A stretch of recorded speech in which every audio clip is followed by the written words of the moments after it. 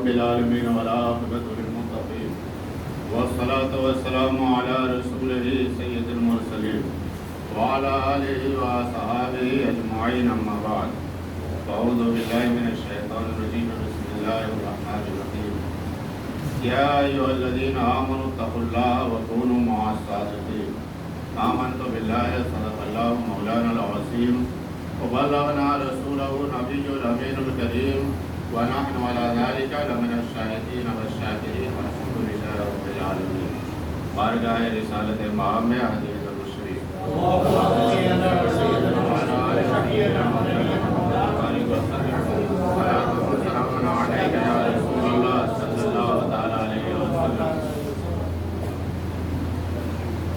اے ایمان والوں اللہ سے ڈرو اور سچوں کے ساتھ ہو جاؤ.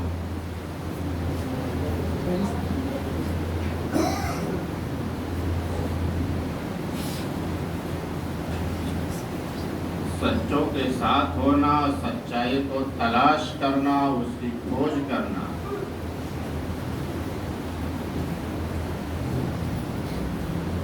ہر ایک نے جس نے بھی دلچسپی رکھی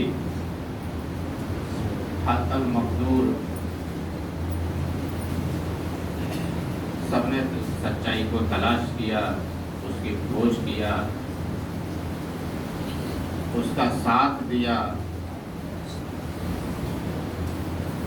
لیکن امت میں ایک ایسا شخص بھی ہے جس نے سچائی کی تلاش میں، سچائی کی کھوج میں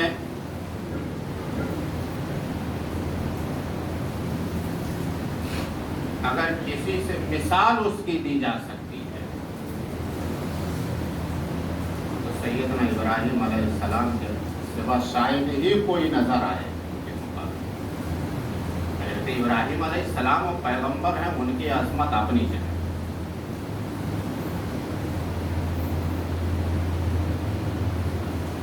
صحابی رسول حضرت سلمان فارسی رضی اللہ عنہ.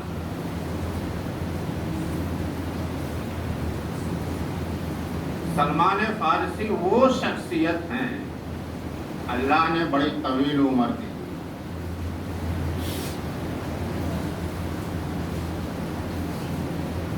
ڈھائی سو سال سے لے کے 350 سال تک مورخین نے بیان کیا ان کی عمر کی. اور پوری عمر انہوں نے سچائی کی تلاش میں، لگ بھگ 300 سال انہوں نے لگا دیا سچائی کی تلاش، اس کی کھوج. اب ایسا بھی نہیں کہ ان کو کچھ کام نہیں تھا. آپ یہ سمجھیں گے کہ فرصت میں رہے ہوں گے، باقی کچھ رہا نہیں ہوگا، جس کے علاوہ کوئی کام ہی نہیں رہا ہوگا. کہ فارس کے رہنے والے زمیندار تھے، درجنوں نوکر چاکر غلام ہوا کرتے تھے.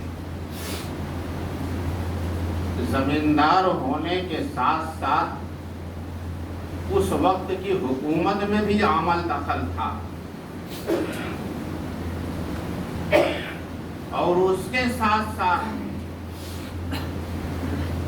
مذہبی رہنما کی بھی حیثیت ان کی تھی. پہلے وہ مجوسی تھے. اس زمانے میں مجوسیت بڑے عروج پر تھی. آج ایک دم ختم ہو گئی ہے. کچھ تھوڑے بہت ایران میں ہوں گے، تھوڑے سے یہاں بمبئی میں موجود ہیں، جن کو آپ پارسی کہتے ہیں. ایسی قوم کے تھے وہ. مذہبی حیثیت بھی تھی اپنے زمانے ان کے علاقے میں. زمیندار بھی تھے. حکومت وقت میں بھی عمل دخل تھا. اور باپ کے بڑے منصور نسب تھے. لیکن دل میں ایک تردد رہتا تھا کہ جس کو ہم خدا مانتے ہیں وہ آگ کی پوجا کرتے تھے، آگ ہی کو خدا مانتے تھے. وہ کہ ہم خود ہی جو ہے لکڑی اکٹھا کرتے ہیں، خود ہی آگ لگاتے ہیں، خود ہی جلاتے ہیں. یہ کہ جلنے میں جلانے میں تو ہمارے محتاج ہیں. بہرحال باپ نے ایک بار کہا کہ جو زمینوں پر جا کر کے دیکھاؤ، گاؤں کے سیر کراؤ، وہاں کام کیسا ہوا زمینوں کے، وہاں کیا آیا ہے، کیا گیا ہے، کیا حساب کتاب ہے. وہ حساب کتاب کے لیے بھیجا. اور جب یہ گئے تو راستے میں عیسائیوں کا چرچ ملا. حالانکہ اس علاقے میں عیسائیت بڑی محدود تھی، بڑے مشکل سے حکومت نے ان کو اجازت دیا تھا. اکثر ان سے لڑائی جھگڑے رہتے تھے، وہ پسند نہیں کرتے تھے. بہرحال حکومت نے ایک چرچ کی اجازت دے دی. جب یہ وہاں سے گزرے تو ان کو ان کی عبادت دیکھ کر کے ان کی عبادت کا طریقہ بڑا پسند آیا. یہ دیکھتے رہے. جب عبادت ختم ہوئی تو کہا ہم تمہارا دین سیکھنا چاہتے ہیں، لیکن یہاں تو ممکن نہیں تھا. تمہارا مرکز کہاں ہے؟ کہا ہمارا مرکز سیریا میں ہے. کہا ٹھیک ہے، جب تمہارا وہاں سے کوئی قافلہ آئے تو مجھے اس کی اطلاع دے دینا. شام کو گھر آئے، بڑا لیٹ آئے. گھر والے انتظار کر رہے تھے. کہا ہم لوگ تو بڑے پریشان ہو گئے تھے، بیٹے کہاں رہ گئے تھے؟ کہا میں تو زمین پہ گئے نہیں. کہا تم تھے کہاں؟ کہا میں عیسائیوں کے چرچ میں چلا گیا تھا. ابا جو ہے ان کی عبادت کا جو ہے انداز مجھے بڑا اچھا لگا. باپ کے پیشانی پہ بل پڑے. کہا نہیں، ہمارا ہی مذہب ٹھیک ہے، ان کا مذہب ٹھیک نہیں. کہا نہیں ابا جان، آپ کچھ بھی کہیں، مجھے ان کی عبادت کا انداز بڑا اچھا لگا. تو آپ مجھے اجازت دیں، میں ان کی اور ان کے مذہب کی اور تعلیم حاصل کرنا چاہتا ہوں. تو باپ نے نوکروں کو بلایا، کہا ہاتھ کو بات کر کے بند کر دو، یہ ہاتھ سے نکل جائے گا. بہرحال قید میں کر دیے گئے. کسی طرح آپ نے چرچ میں اطلاع بھیجی کہ مجھے تو قید کر دیا گیا ہے، لیکن جب تمہارا کوئی قافلہ آئے سیریا سے اور جب وہ جانے کا ٹائم ہو اس کا کسی طرح مجھے اطلاع کر دینا. بہرحال ان لوگوں نے خفیہ طریقے سے، وہ اعلانیہ کر بھی نہیں سکتے تھے، خفیہ طریقے سے اطلاع کیا. ایک قافلہ آیا تھا، وہ جا رہا تھا. یہ کسی طرح وہاں سے گھر سے اپنے بھاگ کے نکلے اور قافلے کے ساتھ چلے گئے سیریا. وہاں ایک اس چرچ میں گئے اور کہا میں تم میں بڑا سب سے کون ہے؟ میں تمہارے دین کی تعلیم حاصل کرنا چاہتا ہوں. تو جو بڑا تھا اس کے پاس گئے، اس کی خدمت میں رہے، اس کی خدمت کرتے تھے. آپ دین کی تلاش میں، سچائی کی تلاش میں، جس کو درجنوں نوکر چاکر تھے جس کی خدمت کے لیے، وہ سچائی کی تلاش میں دوسرے کی خدمت پہ مجبور ہوا. آخری عمر تھی اس کی. جب کچھ دن ہوا اس کا آخری وقت آیا تو اس نے کہا، آپ نے کہا، حضرت سلمان نے فرمایا کہ تمہارے بعد میں کہاں جاؤں؟ تو اس نے ایک اور پتہ بتایا، تم وہاں چلے جاؤ، اس چرچ کے بڑے پادری سے. اب ایسا نہیں کہ وہاں چرچ کم تھے، پادری کم تھے، لیکن اس زمانے میں مذہب عیسائیت تبدیل ہو رہی تھی. اصل مذہب چند لوگوں کے پاس جو پرانے تھے انہی کے پاس تھا. تو وہاں گئے تو کچھ دن اس کی خدمت میں رہے، اس کی خدمت کرتے تھے، جو بھی دین سیکھا. اس کا آخری وقت آیا تو اس سے پوچھا تمہارے بعد میں کہاں جاؤں؟ تو اس نے ایک اور پتہ بتایا کہ فلاں چرچ میں بڑے پادری کے پاس چلے جاؤ.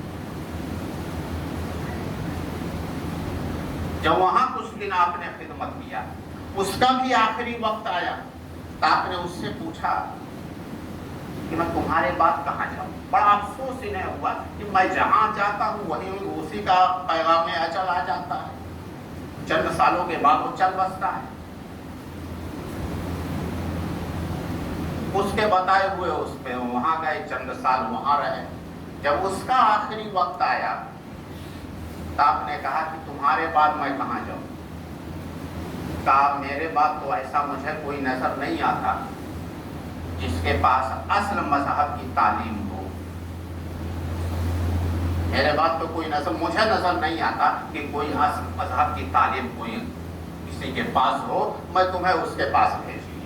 لیکن میں نے جو کتابوں میں پڑھا ہے یہ آخری نبی کے ظہور کا زمانہ ہے، تم ایسا کرو کسی طرح یثرب چلے جاؤ، آخری پیغمبر جو ہوں گے وہیں آئیں گے، تم عرب جاؤ، یثرب میں مت۔ اس زمانے میں آپ نے کچھ تجارت وغیرہ بھی شروع کر دی تھی، بھیڑ بکریاں بھی آپ کے پاس تھی۔ تلاش و جستجو کے بعد ایک قافلہ جو ہے عرب کو جانے والا ملا، تھا پہلے قافلہ سے ملے، کہا میں تمہارے ساتھ عرب جانا چاہتا ہوں، میرے پاس جتنی بھیڑ بکریاں مال دولت ہے تم لے لو، مجھے کسی طرح عرب پہنچا۔ انہوں نے کہا ٹھیک ہے، بخوشی ہمیں قبول ہے، لیکن راستے میں ان لوگوں نے بدعہدی کیا، مال پہ قبضہ کر لیا اور ان کو جو ہے بیچ دیا غلام بنا کے۔ سچائی کی تلاش میں نکلے تھے، جاگیردار کا بیٹا تھا، درجنوں غلام تھے، خدمتگار تھے، دوسروں کی خدمت برسوں کیا، غلام بنا کے بک گئے۔ کہا ان لوگوں نے غلام بنا کے بیچا تو، لیکن اتنی بھلائی کیا کہ جس کے ساتھ ہاتھ میں بیچا وہ مدینے کا رہنے والا تھا۔ جب میں وہاں پہنچا تو جو آخری پادری ملا تھا اس سے میں نے پوچھا نبی آخر الزماں کا زمانہ تو ہے لیکن ان کی کچھ نشانی بھی ہے، میں کیسے انہیں پہچانوں گا؟ کہا تو یہ نشانی میں تمہیں بتاتا ہوں،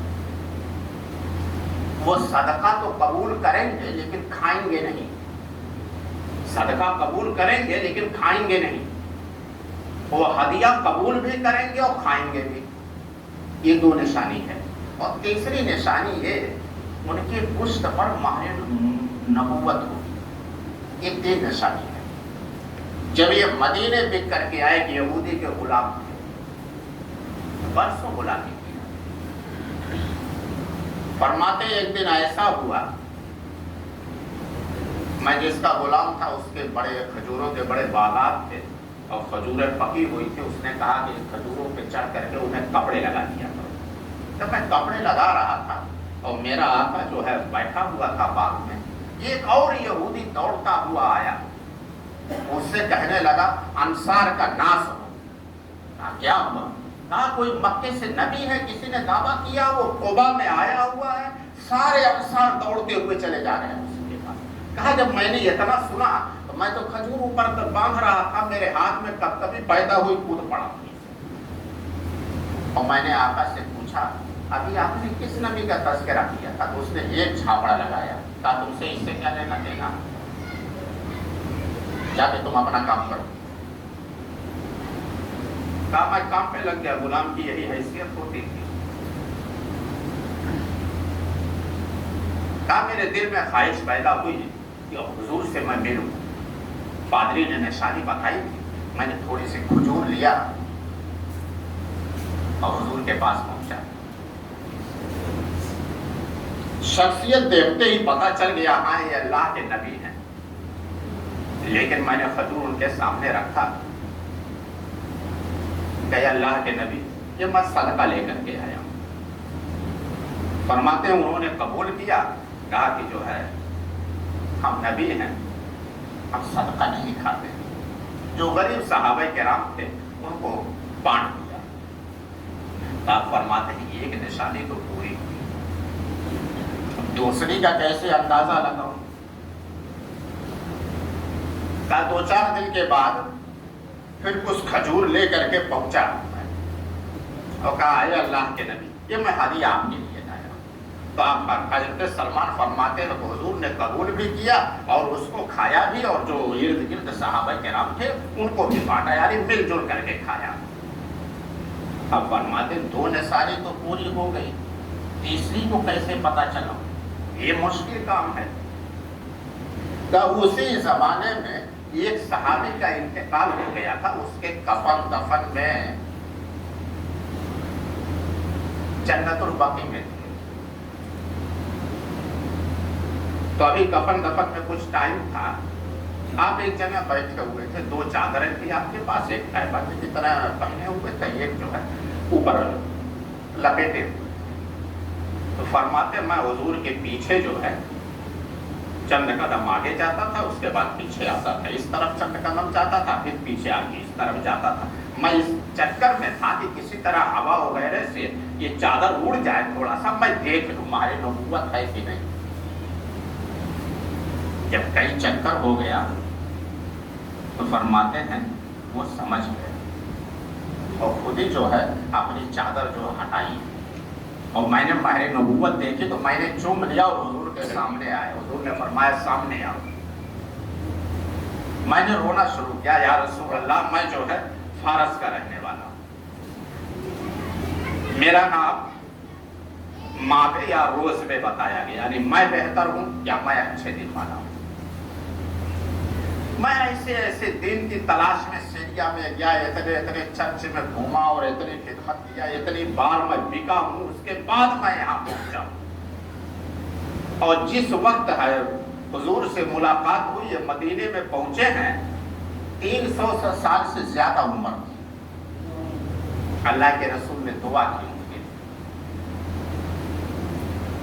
سلمان حضور نے نام رکھا تھا، سلمان من سلامت من العلام والامراض۔ سلمان تم پہ سلامتی ہو اور امراض سے تم محفوظ ہو، علام و امراض سے محفوظ ہو۔ آخری عمر تک انہیں کوئی مرض نہیں ہوا، تندرست رہے۔ اب 300 سال کی عمر میں پیڑ پہ چڑھ جاتے تھے، خندق کھودتے تھے، ہر کام وہ کرتے تھے، لیکن یہ غلام تھے۔ اور جب حضور مدینے میں آئے تو یہودیوں کا طریقہ یہ تھا، فرماتے ہیں کہ میں جس کا غلام تھا وہ شام کو ہم لوگ کام کر کے جب آتے تھے تو پورے گھر والوں کو اکٹھا کر لیتا تھا اور مجھے بھی بیٹھاتا تھا، تو حضور کو گالی دینا شروع کرتا تھا۔ کہا میں غلام تھا، غلام کی جو حیثیت تھی برداشت کرتا تھا۔ ایک دن مجھے برداشت نہیں ہوا تو میں نے ایک زوردار چاٹا لگائے، اور سلمان، حضرت سلمان بڑے لمبے قدم کے 6 فٹ کے آدمی تھے، تو ایک چاٹا لگایا، دبلا پتلا کئی گلٹی کھایا۔ اور اس کے بعد اس نے آواز دینا شروع کیا، محلے والوں آؤ، یہ غلام ہے، آقا پہ ہاتھ اٹھاتا۔ کہا جمون کا محلہ تھا، 400 سے 500 اکٹھا ہو گئے۔ اتنا مارا حضرت سلمان کو، کہا مار کر کے مرا ہوا سمجھ کو لوگ چلے گئے۔ کہا سر سے لے کے پیر کے ناخن سے لے کے سر کے بال تک شاید ہی کوئی ایسی جگہ رہی ہو جو زخمی نہ ہو۔ اب 400-500 آدمی جو ہے ایک آدمی کو مارنا شروع کر دو، بھی غلام۔ کہتے جب اکٹھا ہو گئے، سناٹا ہوا، میں وہاں سے اٹھا اور حضور کے پاس پہنچا۔ سناٹا تھا، سب اپنے اپنے گھروں میں تھے۔ حضور کا دروازہ کھٹکھٹایا، حضور نے دروازہ کھولا، کہا سلمان یہ کیا ہوا؟ کہا میں حضور کے دروازے پہ گر پڑا تھا، کھڑے ہونے کی ہمت نہیں رہتی۔ کہا سلمان یہ کیا ہوا؟ کہا یا رسول اللہ آج 400-500 مل کر کے مجھے بہت مارا۔ روز آنا ہوں، لوگوں کا یہ معمول تھا، میں برداشت کرتا تھا، آج برداشت نہیں ہوا۔ حضور نے فرمایا سلمان ایسا کرو، تم واپس چلے جاؤ اور صبر سے کام۔ کہا یا رسول اللہ اگر آپ کی عزت پہ کسی نے حملہ کیا تو مجھ سے صبر نہیں ہوگا، میں دھوؤں گا۔ کہا سلمان صبر سے کام لو اور تم واپس چلے جاؤ۔ اب حضرت سلمان پہ کیا گزری ہوگی، کیسے وقت کو واپس کرنا، اور اس زمانے میں حالات ایسے تھے۔ ابھی تو حضور ہجرت کر کے مدینے میں آئے تھے، ابھی معاملہ مستحکم نہیں تھا۔ کہا کہ سلمان ایسا کرو واپس چلے جاؤ۔ کہا یا رسول اللہ واپس چلا جاؤ؟ کہا تم واپس چلے جاؤ۔ حضرت سلمان نے جیسے قدم آگے بڑھایا، اللہ تبارک و تعالیٰ نے جبریل امین کو دوڑایا، کہا جبریل جا کے میرے محبوب کو پیغام دو۔ پیغام دیا، حضور نے حضرت سلمان کو بلایا، کہا سلمان جانے سے پہلے تو خوشخبری سنتے جاؤ، اللہ نے تمہارے لیے خوشخبری بھیجی۔ کہا یا رسول اللہ اللہ نے میرے لیے کیا خوشخبری بھیجی ہے؟ کہا اللہ نے مجھے کہا ہے کہ تم فرما دو کہ آج سے سلمان میرا، میں سلمان کا ہوں۔ سلمان تو آج سے میرا، میں تیرا۔ اور دوسری خوشخبری یہ بھی سنتے جاؤ، جبریل امین نے کہا ہے کہ اللہ تبارک و تعالیٰ نے فرمایا ہے یا رسول اللہ دنیا کا ہر شخص جنت کا مشتاق ہے، جنت چاہتا ہے، ولی ہو، کتب ہو، غوث ہو، جو بھی ہو، جنت چاہتا ہے، پوری امت جنت چاہتی ہے، پورے نیکوکار جنت چاہتے ہیں۔ آپ نماز پڑھنے آئے ہیں، ان میں مقصد کیا ہے؟ اللہ جنت عطا فرما دے۔ سارے امت جنت چاہتے ہیں، سارے نیکوکار قیامت تک جنت چاہتے ہیں، لیکن اللہ تبارک و تعالیٰ فرماتا ہے کہ جنت کسے چاہتی ہے؟ ہم تو جنت کو چاہتے ہیں، جنت کسے چاہتی ہے؟ کہا جبریل سلمان جبریل نے فرمایا کہ جنت حضرت علی کو چاہتی ہے، سلمان کو چاہتی ہے، بوسر کو چاہتی ہے، مقداد کو چاہتی ہے۔ 4 شخصیتوں کا نام لیا۔ اگر جنت سے پوچھا جائے کہ جنت کسے چاہتی ہے، 4 شخصیتوں کو چاہتی ہے۔ حضرت سلمان فارسی تھے، حضور کے پاس صدقہ لے کر کے آئے، جو نشانی بتائی تھی، ہدیہ لے کر کے آئے۔ یہ سنت ہے، دونوں اپنی زندگی میں اپنا آپ صدقہ دیتے رہیں، بلائیں ٹلتی رہیں گی، مشکلیں آسان ہوتی رہیں گی۔ آپ تحفہ ہدیہ لوگوں کو دیتے رہیں، آپ کے تعلقات مضبوط ہوتے جائیں گے، اور جب تعلقات مضبوط ہوں گے آپ کے رکاوٹیں دور ہوتی جائیں گی، کاروباری رکاوٹیں ہوں یا کوئی اور رکاوٹیں دور ہوتی جائیں گی۔ آپ ہدیہ دے کر کے دیکھو، ہدیہ دینے میں نہ خیال کرو یہ اپنا ہے کہ غیر ہے، وہ پڑوسی ہو، کسی بھی دھرم، کسی بھی ذات، کسی بھی برادری سے تعلق رکھتا ہو، ہدیہ دینا سنت ہے کہ آپ کے تعلقات بڑھیں گے، اور جب تعلقات بڑھیں گے تو آپ کے کاروبار بڑھیں گے، دیگر رکاوٹیں دور ہوں گی، آپ صدقہ دیتے جائیں گے، آنے والی مشکلیں حل ہو جائیں گی، بلائیں دور ہوں گی، رکاوٹیں دور ہوں گی۔ اور حدیث پاک ہے، اللہ کے رسول صلی اللہ علیہ وسلم نے فرمایا اگر تم یہ چاہتے ہو کہ اللہ تبارک و تعالیٰ تمہاری روزی میں برکت عطا فرمائے اور تمہاری عمر میں اضافہ فرمائے، لمبی عمر عطا فرمائے اور بلاؤں سے محفوظ رکھے، تم تعلقات کو مضبوط کرو، رشتہ داری سے رشتے کو جوڑو، تعلقات کو مضبوط رکھو۔ یہ ہدیہ و تحفہ تعلقات کو مضبوط رکھتا ہے، یہ بھی سنت ہے، یہ بھی سنت ہے، اسے بھی اپناؤ۔ شب برات ہو، کونڈے کی نیاز ہو، خواجہ غریب نواز کی نیاز ہو، یہ سب کامن چیزیں ہیں۔ آپ نے خواجہ غریب نواز کے مزار پہ جا کے کبھی غور نہیں کیا ہوگا، وہاں جو ان کا لنگر ہے، جو مزار کا خاص لنگر ہے، دنیا کا کوئی مذہب ایسا نہ ہو جس سے اسے آپتی ہو، دنیا کی کوئی برادری ایسی نہیں ہوگی جو اسے کھانے سے آپتی ہو۔ وہ جو ڈیک کا لنگر ہے وہ ہے، اور دریا جو بنتی ہے وہ خاص مزار کا لنگر ہے۔ وہ ایسا رکھا ہی گیا ہے کہ کسی قوم کو مذہبی اعتبار سے، سماجی اعتبار سے کوئی آبجیکشن اس پہ نہ ہو، کھانے میں کوئی تردد نہ ہو۔ تو ہدیہ اور صدقہ بھی یہ سنت ہے۔ ایک اعلان یہ ہے، اب جیسے آپ لوگ بھی پریشان حال ہیں، سب پریشان ہیں، پوری دنیا پریشان ہے، تو جیسے اس پریشانی میں بھی اللہ تبارک و تعالیٰ ہی چلانے والا ہے، ہمارے دیگر کام چلتے ہیں، ایسے مذہبی امور بھی ہیں، وہ بھی ضروری ہیں، وہ کوئی اور نہیں آئے گا، آپ ہی لوگوں سے چلیں گے، آپ ہی لوگوں کے کام کرنا ہے۔ تو جیسے ہمارے دیگر ضروریات پوری ہوتے ہیں، اس میں اس ضروریات کا بھی خیال رکھیں، چاہے وہ مسجد کا معاملہ ہو، چاہے مدرسے کا معاملہ ہو۔ مدرسے سے ایک سفیر آئے ہوئے ہیں، وہاں بچیوں کی تعلیم ہوتی ہے اور ضرورت مند ہے، مدرسہ معتبر ہے، ضرورت ہے، اور آپ سمجھ سکتے تھے لاک ڈاؤن میں کتنی ضرورت ہو سکتے، ساری آمدنیاں بند، اب جو ضرورتیں ہیں اس کو تو پوری کرنا ہے۔ تو آپ حضرات سے گزارش ہے کہ جتنا زیادہ سے زیادہ ہو سکے وہ باہر رہیں گے، ان کا تعاون کریں، مدارس ہیں، دین کی پڑھائی ہوگی، یہ صدقہ میں بھی ہوگا، ہدیہ میں اللہ تبارک و تعالیٰ آپ کے سر سے بناؤ کو ٹال دے گا، مشکلوں کو آسان فرمائے گا۔